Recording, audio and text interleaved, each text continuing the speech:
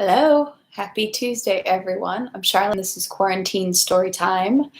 I have to apologize if this didn't go up earlier. I did try to get it up earlier in the day, but had some technical difficulties, and I suspect that my technical difficulties are not over yet. So hopefully this will go through without a hitch. I am hoping to give you guys a nice, good chunk of reading today. We are picking up where the Rostovs are attending an opera, which is Count Rostov, Natasha, and Sonia. They're in Moscow because they need to sell their Moscow estate, and they're visiting a friend, Natasha's godmother, and she's gotten them opera tickets. So they're at the opera now, and Pierre's wife, Helene, is in the box next to them. So I won't dabble too much longer. Let's just jump right in, especially because I've already tried to read this to you guys actually earlier today, and that didn't go through as well. So this is take 2. We're going to read a nice little chunk today, Volume 2, Part 5, Section 9. I think we're going to take it all the way up to 14. So, which always sounds like a lot, but sometimes it's not too much. So let's just get all set. I hope everyone is having a great week so far and staying safe. Oh, I was really excited. The t-shirt that my friend Reginald had put together in support of Black Lives Matter came in the mail today, so that's really exciting. So if you want to check it out yourself, you can find it at the Instagram handle Let Us Breathe 2020. So yeah, that's one of the links and information I have in the description of the videos. So if you're still interested, you can always check that out. But yeah, let's get started. Section 9. The stage consisted of flat boards in the middle with painted pieces of cardboard on the sides representing trees, and canvas stretched over boards at the back. In the middle of the stage sat girls in red bodices and white skirts. One, very fat, in a white silk dress, sat apart on a low stool with a piece of green cardboard glued to the back of it. They were all singing something. When they finished their song, the girl in the white went up to the prompter's box, and a man with tight silk breeches on his fat legs and with a feather and a dagger came up to her and began singing and spreading his arms. The man in the tight breeches sang alone. Then she sang. Then they both fell silent. Music began to play, and the man began to touch the hand of the girl in the white dress with his fingers, evidently waiting for the beat again so as to begin his part with her. They sang together, and everyone in the theater clapped and shouted, and the man and the woman on stage, who represented lovers, began to bow, smiling and spreading their arms. After the country, and with the serious mood she was in, Natasha found all of this wild and astonishing. She was unable to follow the course of the opera. She could not even hear the music. She only saw painted cardboard and strangely dressed up men and women who moved, talked, and sang strangely in the bright light. She knew that it was also what it was all supposed to represent, but it was also pretentiously false and unnatural that she first felt embarrassed for the performers and then found them ridiculous. She looked around at the faces of the spectators, seeking in them the same feeling of mockery and perplexity that was in her, but all the faces were attentive to what was taking place on stage and expressed admiration, feigned, as it seemed to Natasha. That must be how it's supposed to be, she thought. She kept looking alternatively now at the rows of pomaded heads in the parterre and now at the bare women in the boxes, particularly at her neighbor Helene, who, totally undressed with a quiet and calm smile, never took her eyes off the stage. Sensing that bright light spread all through the theater and the warm air heated by this crowd, Natasha was gradually beginning to get into a state of inebriation such as she had not experienced for a long time. She did not remember who she was and where she was and what was happening before her. She looked and thought, and the strangest thoughts flashed through her head unexpectedly without connection. Now the thought came to her of jumping up to the footlights and singing the aria this actress was singing. Then she wanted to touch a little old man who was sitting not far away from her with her fan. Then to lean over to Helene and tickle her.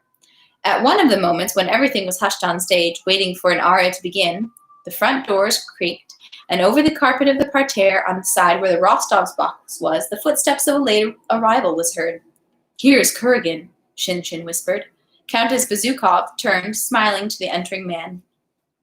Natasha followed Helene's gaze and saw an extraordinarily handsome adjutant approaching their box with a self-assured and at the same time courteous air. This was Anatoly Kuragin, whom she had seen and noticed at the Petersburg ball long ago. He was now in an adjutant's uniform with one epaulette and one aiguillette. He walked with a restrained swagger that would have been ridiculous had he not been so good-looking, and if his handsome face had not borne an expression of such benevolent satisfaction and good cheer.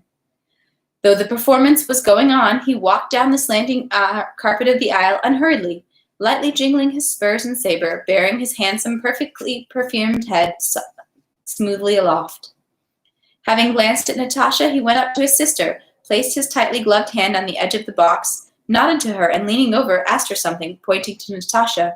"Mas charmant, how charming," he said, evidently about Natasha, as she did not so much hear as understand from the movement of his lips.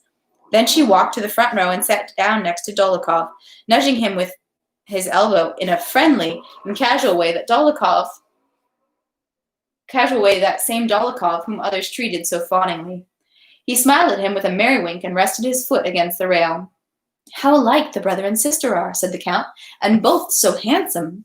Shinshin began telling the Count in a low voice the story of some intrigue of Kuragin's in Moscow, which Natasha listened in on precisely because he had said charmant of her. The first act was over. Everyone in the parterre stood up, mingled, began coming and going. Boris came to the Rostovs' box, receiving their felicitations with great simplicity, and raising his eyebrows with a distracted smile, conveyed to Natasha and Sonia his fiancée's request that they be present at her wedding, and left.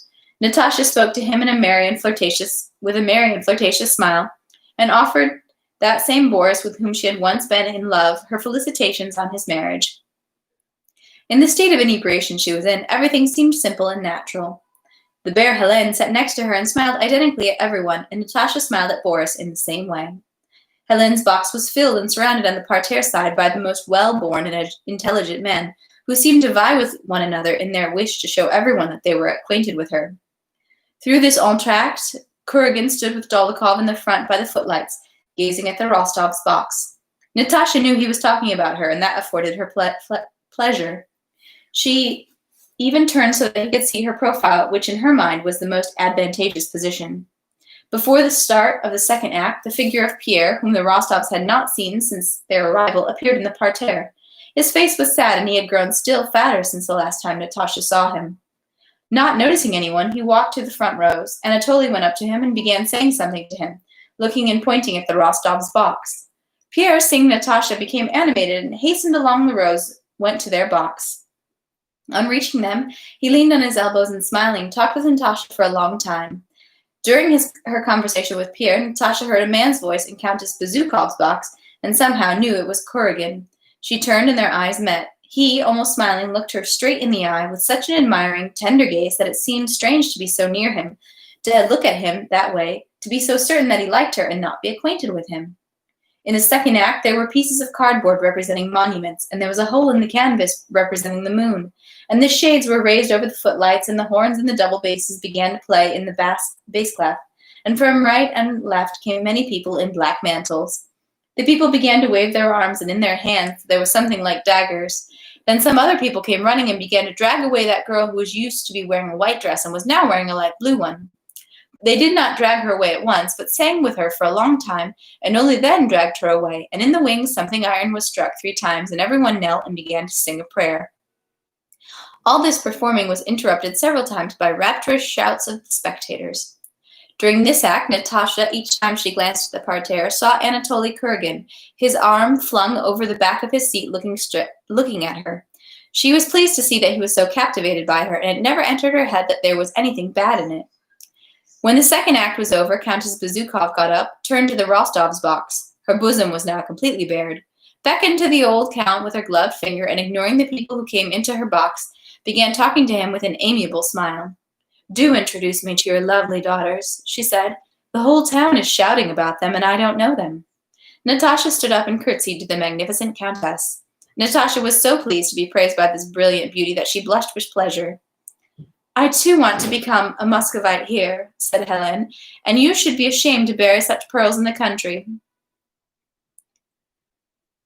Countess Bezukhov was entitled to her reputation as an enchanting woman. She was able to say what she did not think, and especially to flatter, with perfect simplicity and naturalness.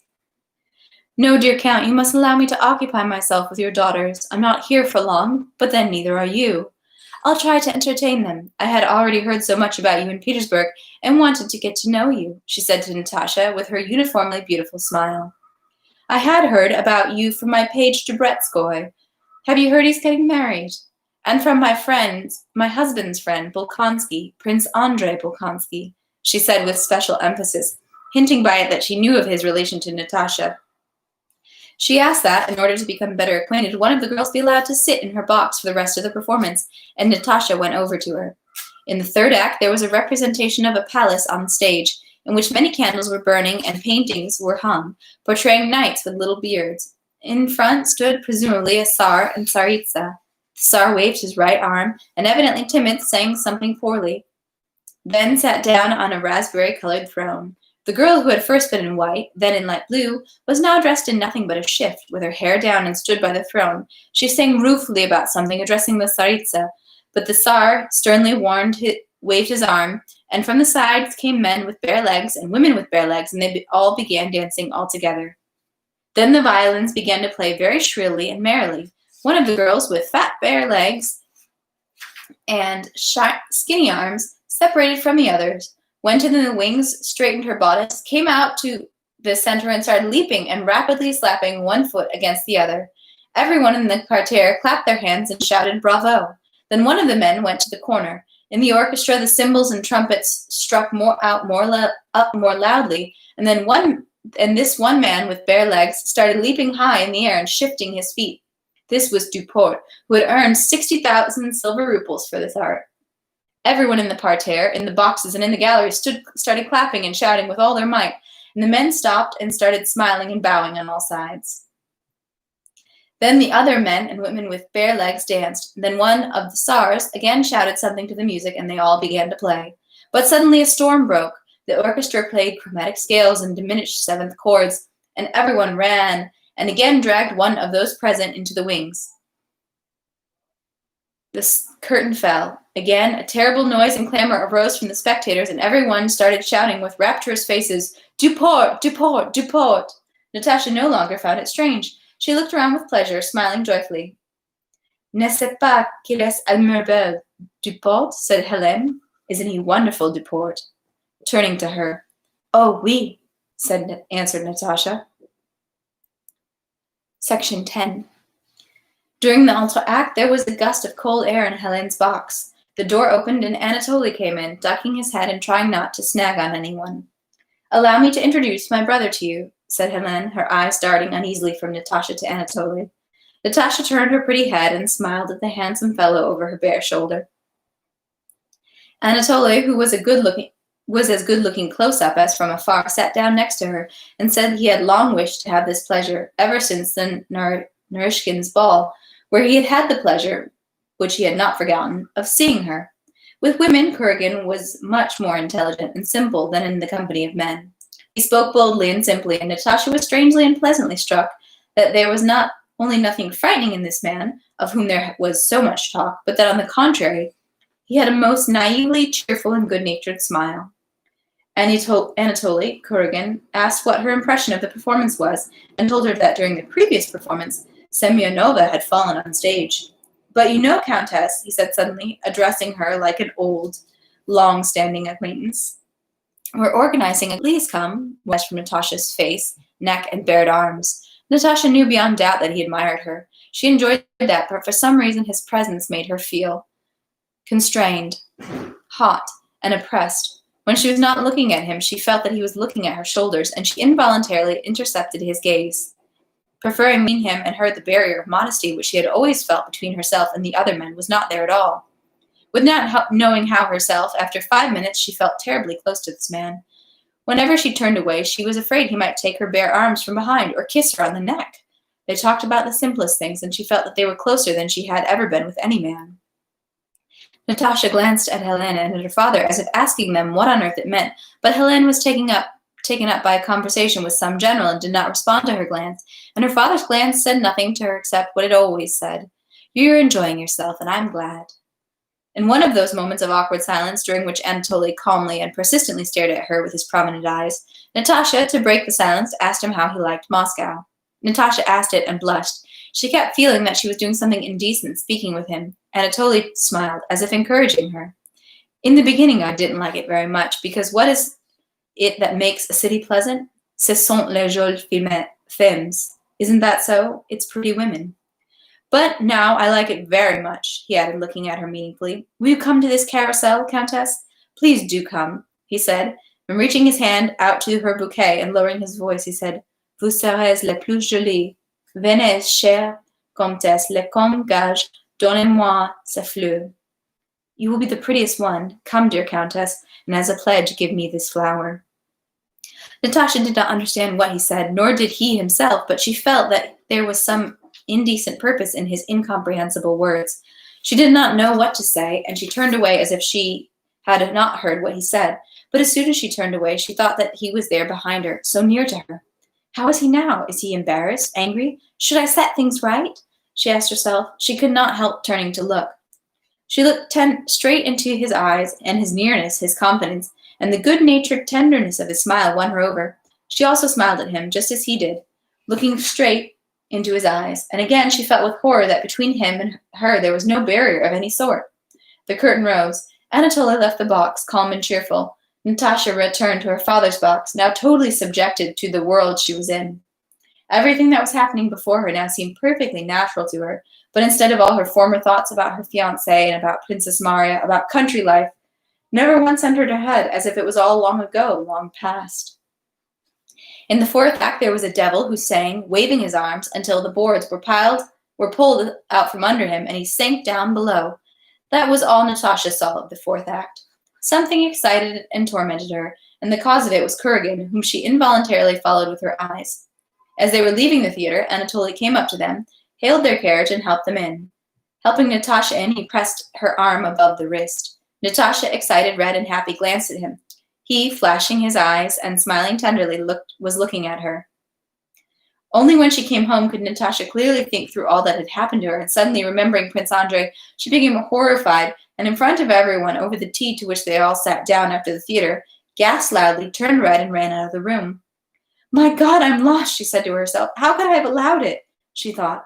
For a long time she sat, covering her flushed face with her hands, trying to give herself a clear accounting of what had happened to her. And she could understand neither what had happened nor what she felt.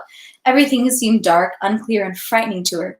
There, in that huge, brightly lit hall, where Duport, with bare legs and a sparkling jacket, had leaped over the wet boards to the music, and girls and old men, and the bare Helene, with her calm, proud smile, had rapturously shouted, Bravo.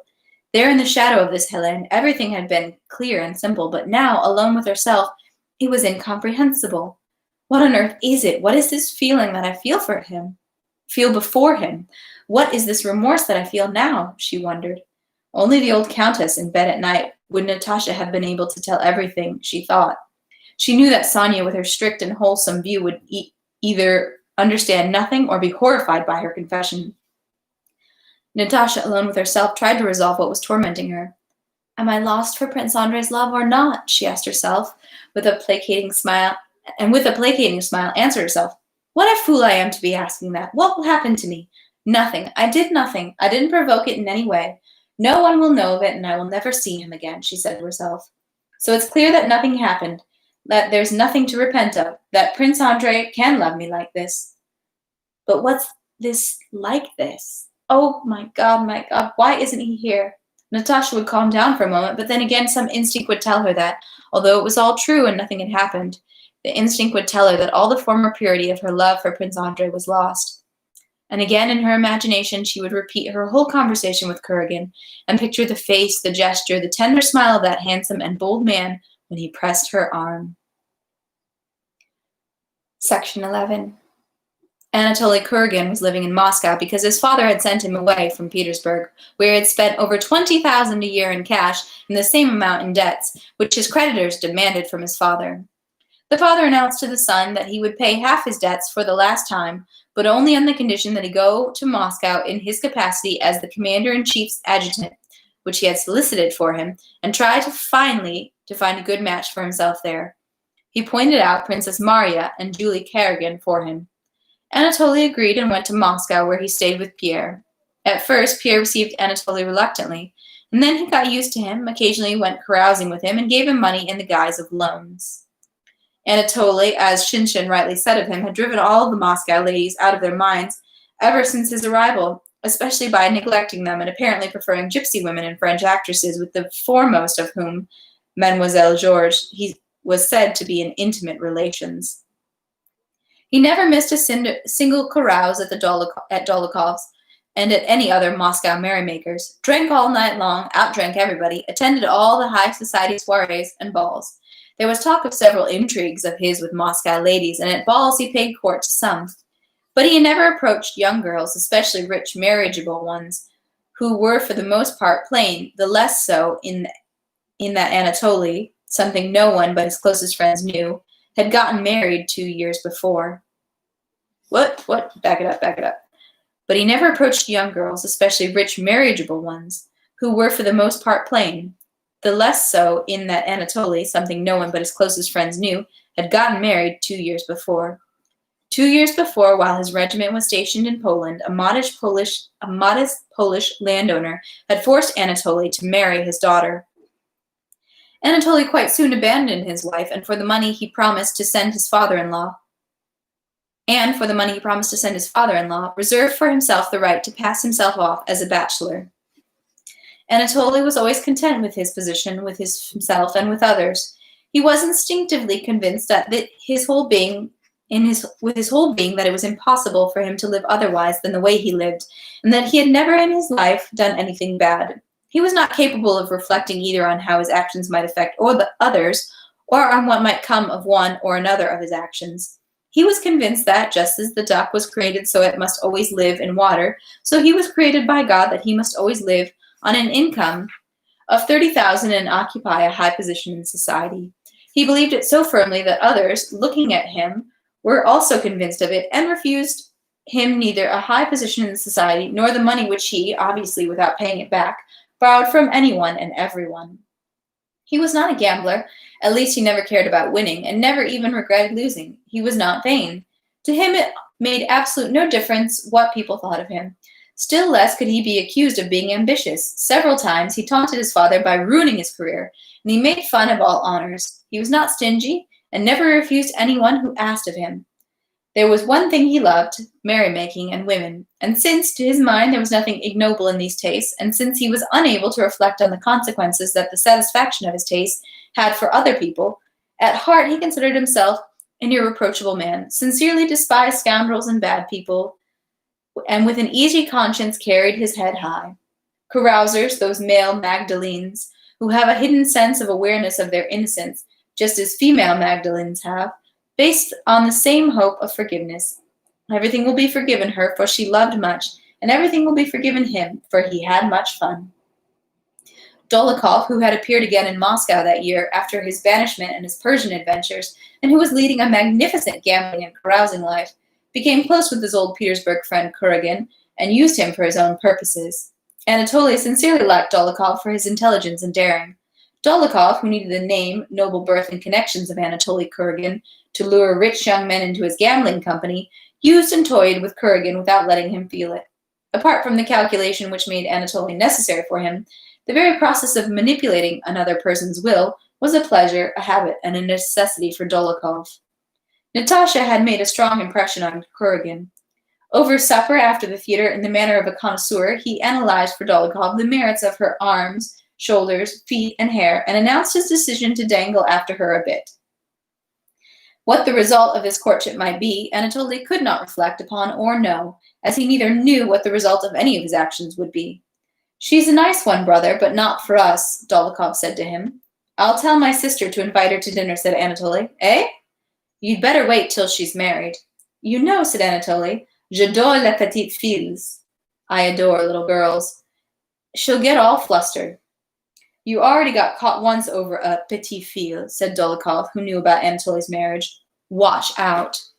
"Well, as if it can't happen twice, eh?" said Anatoly, laughing good-naturedly. Section 12. The day after the theater, the Rostovs did not go anywhere, and no one came to them. Marya Dmitrievna discussed something with Natasha's father, concealing it from her. Natasha could guess that they were talking about the old prince working something out, and that disturbed and offended her. She was expecting Prince Andrei any moment and had sent the yard porter to Vizdvizvenka twice that day to find out if he had come. He had not. It was now harder for her than in the first days after her arrival. To her impatience and sadness were added the unpleasant memory of meeting Princess Marya and the old prince, and a fear and uneasiness of which she did not know the cause. She kept fancying either that he would never come, or that something would happen to her before he came. She could not, as before, think about him calmly and for a long time alone with herself. As soon as she began thinking about him, to her memory of him were added the memories of the old prince, of Princess Marya, of last night's performance, and of Kuragin. She again faced the question of whether she was to blame, whether she had already broken faith with Prince Andrei, and again found herself recalling in the minutest detail every word, every gesture, and every shade of expression that had passed on the face of this man, who was able to arouse her in an incomprehensible and frightening feeling. Who was able to arouse in her an incomprehensible and frightening feeling. In the eyes of those around her, Natasha seemed more animated than usual, but she was far from being as calm and happy as she had been before. On Sunday morning, Marya Dmitrievna invited her guests to the liturgy of her parish of the Dormition on Mogiltsy. I don't like these fashionable churches, she said, obviously proud of her freedom of thought. God is the same everywhere. We have a wonderful priest. He celebrates properly, with some nobility, and so does the deacon. Is it some sort of holiness if the choir sings a concert? I don't like it. It's nothing but indulgence. Marya Dmitrievna liked Sundays and knew how to make them festive. Her house was always scrubbed and cleaned on Saturday, and she and her servants did no work. Everybody got dressed up festively, and everybody went to the liturgy. Courses were added to the mistress's dinner, and the servants were given vodka and a roast goose or suckling pig. But in nothing in the whole house was the festivity so noticeable as in Marya Dmitrievna's broad, stern face, which on that day acquired a permanent expression of solemnity. When they had finished coffee after the liturgy in the drawing room, where the dust covers had been removed, it was announced to Marya Dmitrievna that the carriage was ready, and she, with a stern look, dressed in the fancy shawl in which she went visiting, stood up and declared that she was going to see Prince Nikolai Andreevich Bolkonsky to have a talk with him concerning Natasha. After Marya Dmitrievna's departure, a dressmaker came to the Rostovs from Madame Chalmay, and Natasha, shutting the door to the room next to the drawing room, was very pleased to be diverted, again trying on the new dresses. As she was putting on a tacked together and still sleeveless bodice, turning her head to see in the mirror how the back fitted, she heard animated voices from the drawing room, one her father's and the other a woman's voice which made her blush. It was the voice of Helene. Before Natasha had time to take off the bodice she was trying on, the door opened and Countess Bezukov walked in, beaming with a good-natured and affectionate smile in dark purple velvet dress with a high collar. Ah, ma délicieuse,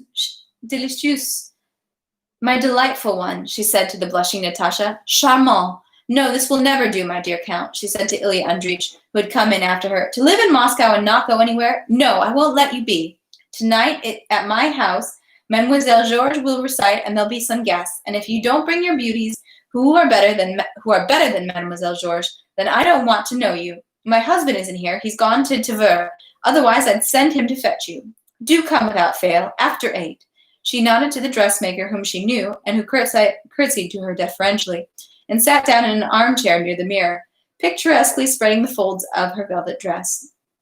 She kept babbling away gaily and good-naturedly, ceaselessly admiring Natasha's beauty.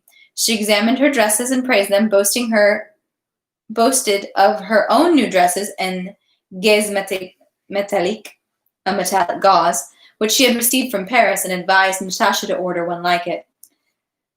Though everything becomes you, my lovely one, she said. The smile of pleasure never left Natasha's face. She felt herself happy and blossoming under the praises of this nice Countess Bezukov, who had formerly seemed to her such an unapproachable and important lady, and who was now so kind to her.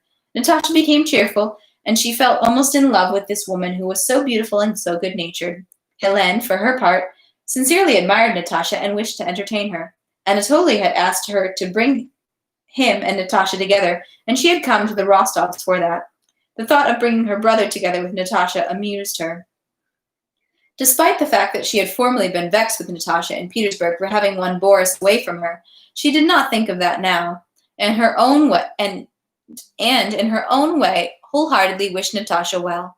As she was leaving the Rostovs, she called her protégée aside. Yesterday my brother dined with me. We died of laughter. He eats nothing and sighs after you, my lovely. Il est fou, mais fou amoureux de vous, ma chère.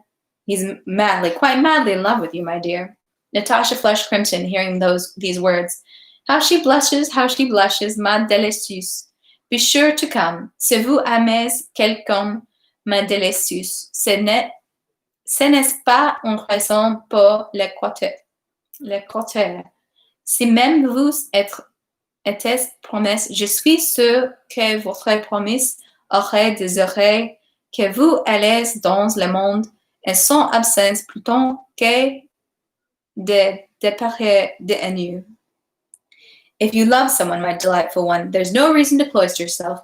Even if you're betrothed, I'm sure your betrothed would want you to go into society in his absence sooner than perish from boredom.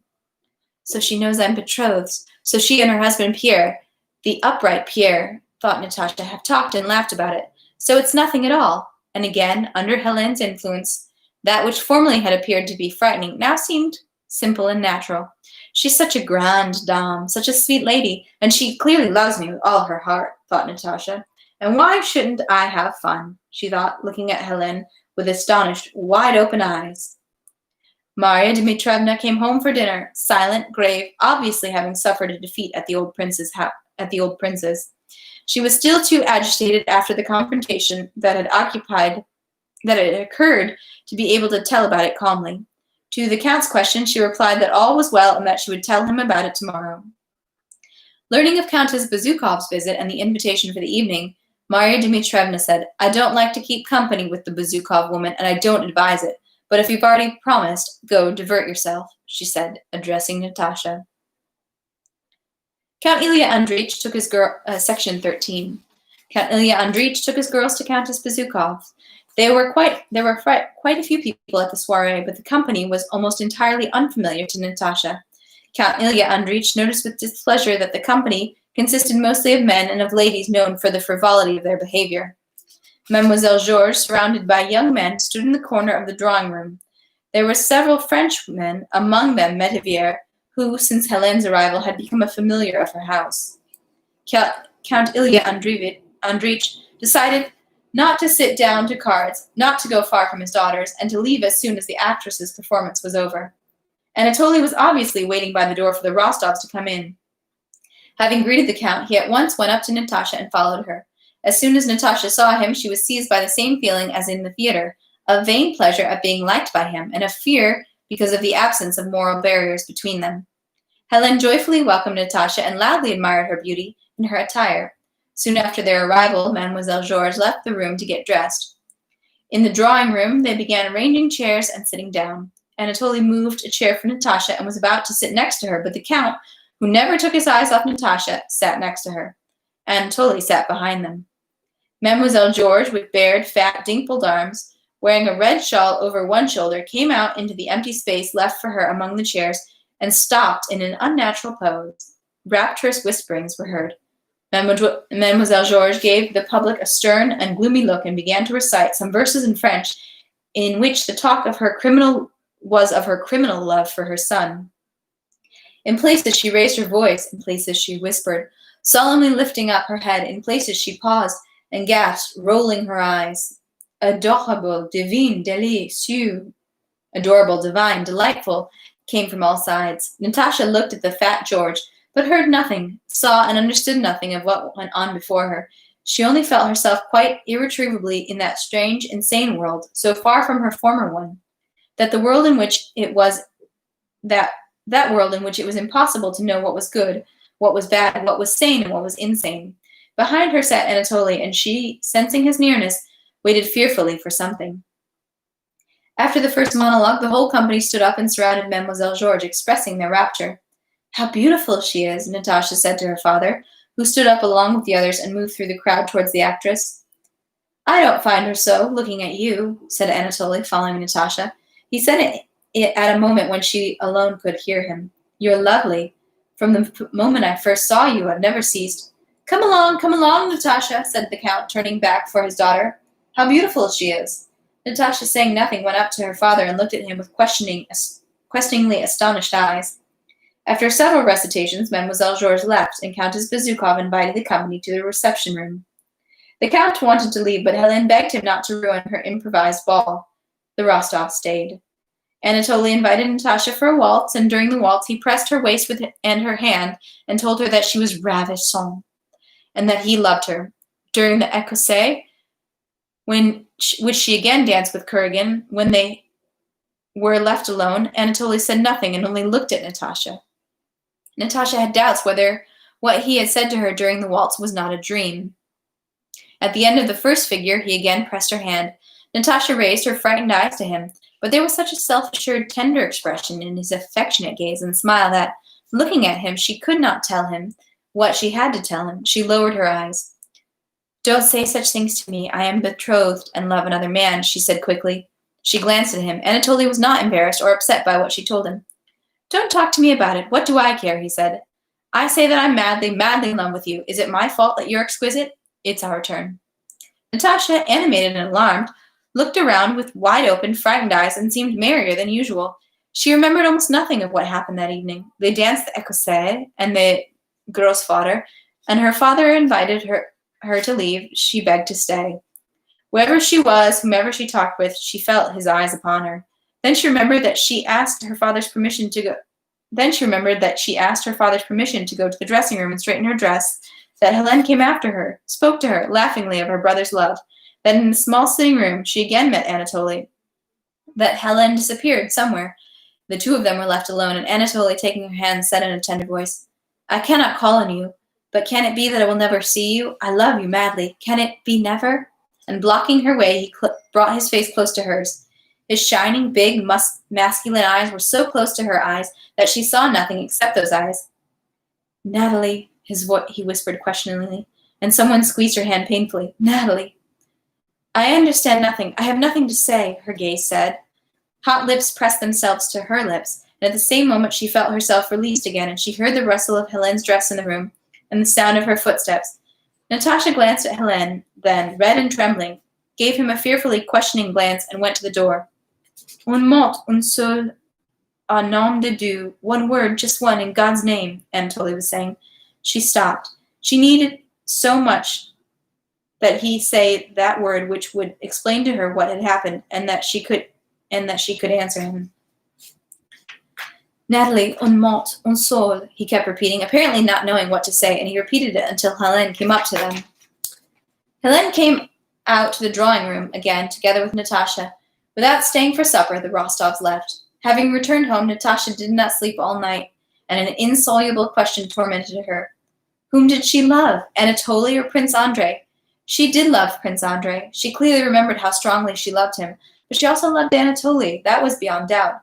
Otherwise, how could all this have happened, she wondered. After all that, in saying goodbye to him, I could respond to his smile with a smile. If I could let it go that far, it means that I loved him from the first moment. It means that he is kind, noble, and beautiful, and it is impossible not to love him. What am I to do if I love him and love the other? She said to herself, finding no answers to these terrible questions. Section 14. Morning came with its cares and bustle. Everybody got up, began to move, to talk. Again the dressmaker came. Again Marya Dmitrievna came out, and tea was served. Natasha looked at them all uneasily, with wide-open eyes, as if she wanted to catch every glance directed at her, and tried to seem the same as she always was. After breakfast, Marya Dmitrievna, this was her best time, sat down in her armchair and called Natasha and the old Count to her. Well, my friends, I've thought the whole matter over, and here's my advice to you, she began. Yesterday, as you know, I called on Prince Nikolai. Well, sir, and I talked with him. He took a notion to shout, but there's no outshouting me. I sang it all out for him. And what about him? Asked the Count. What about him? A madcap. Doesn't want to listen. Well, there's no point talking. You've worn the poor girl out as it is, said Marya Dmitrievna. We've worn the poor girl out as it is, said Marya Dmitrievna.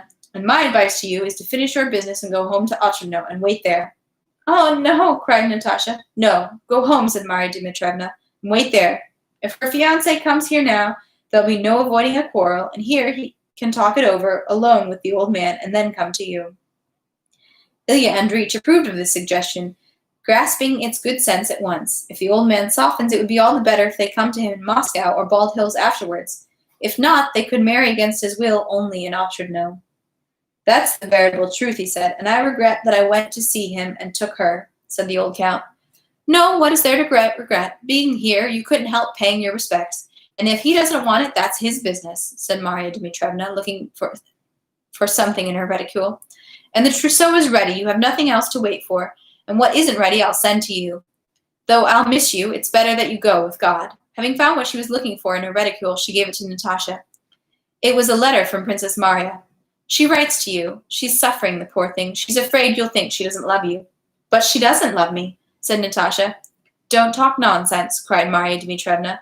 I won't believe anyone. I know she doesn't love me, Natasha said boldly, taking the letter, and her face showed a dry, spiteful resolution that made Marya Dmitrievna look at her more intently and frown. Don't you answer me back like that, dearie, she said. What I'm saying is true. Write a reply. Natasha did not answer and went to her room to read Princess Marya's letter. Princess Marya wrote that she was in despair because of the misunderstanding that had occurred between them.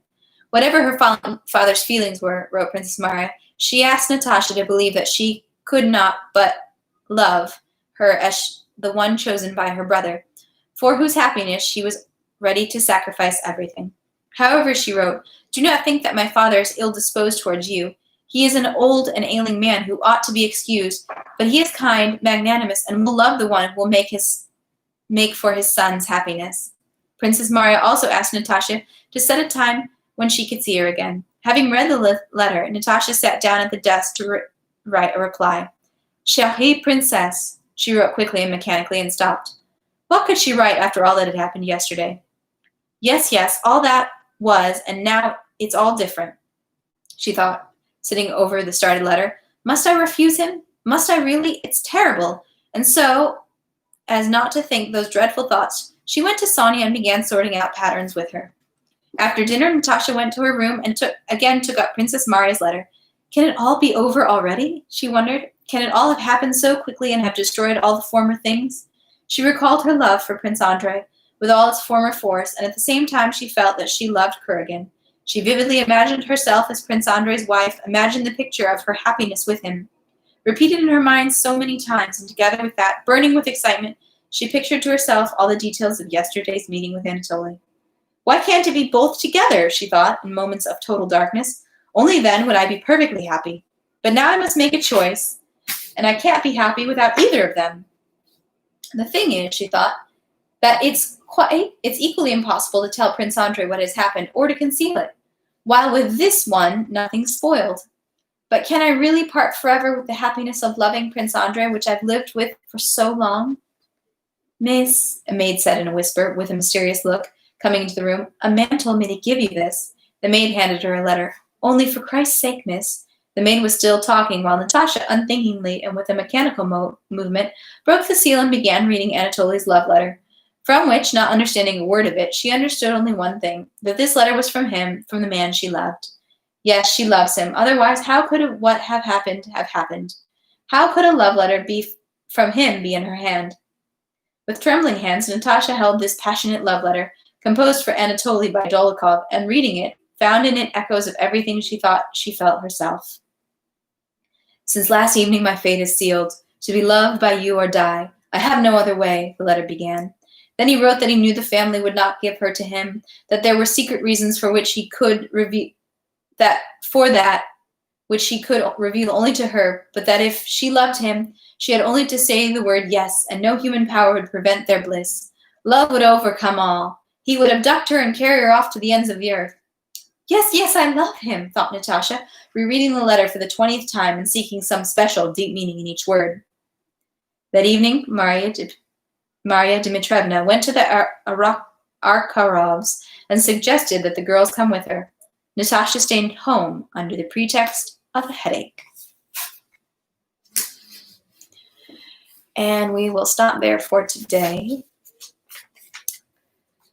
This is what I think I remembered from the one time I watched version of War and Peace ages ago that Natasha is going to spoil her relationship with Prince Andrei over some other silly fellow. And I don't care how it's written. Anatoly Kuragin is a scoundrel. We all know it. And I feel bad because Natasha is just so very young. I think she's only like 17 here. 17, maybe 18 by now. And she clearly has no idea. And to think that just because he kissed her, that must mean, and that he's attractive, that must mean she's in love with him.